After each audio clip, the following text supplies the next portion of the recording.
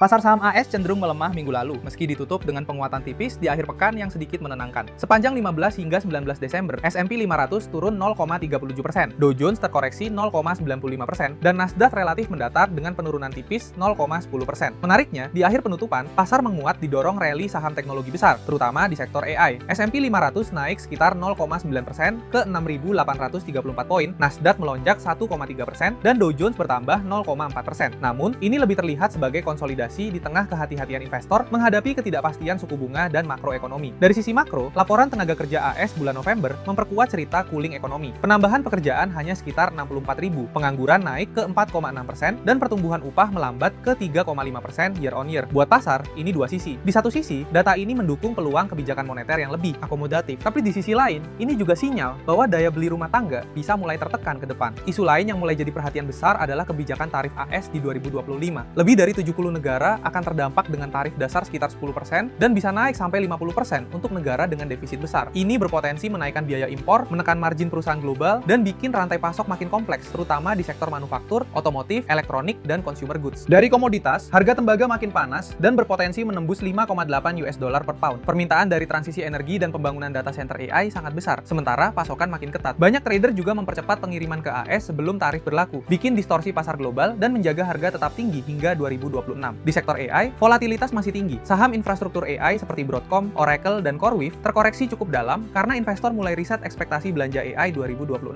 Ini lebih ke penyesuaian valuasi, bukan runtuhnya fundamental, tapi jelas bikin pergerakan saham jadi jauh lebih liar. Selanjutnya, kita akan membahas berita emiten yang mempengaruhi pasar pada pekan lalu. Dari sisi emiten, ceritanya campur aduk. Tesla cetak rekor harga saham baru mendekati 488 US dollar meskipun penjualan EV turun karena pasar sekarang fokus ke narasi robotaxi dan autonomous driving. Oracle menunjukkan backlog AI di atas 80 miliar US dollar, menegaskan permintaan jauh lebih besar dari supply. Starbucks mulai serius berbenah dengan menunjuk CTO baru dari Amazon. Ford justru mundur dari ambisi EV dan balik fokus ke hybrid dan ICE demi jaga profitabilitas. Nike masih tertekan margin karena tarif dan biaya logistik meskipun penjualan relatif stabil. Sementara Alphabet dan Nvidia ikut masuk pendanaan startup AI Lovable yang pendapatannya meledak dari 1 juta US dollar ke 200 juta US dollar hanya dalam setahun. Kesimpulannya, pasar saat ini lagi ada di fase transisi. AI tetap jadi tema besar, tapi valuasi mulai diuji. Makro memberi sinyal perlambatan, tapi belum resesi. Jadi ke depan, market bakal makin selektif, makin sensitif ke data, dan makin volatil. Buat investor, ini bukan soal ikut hype, tapi soal pilih cerita yang benar-benar punya fundamental dan daya tahan jangka panjang. Ajaib, semua bisa.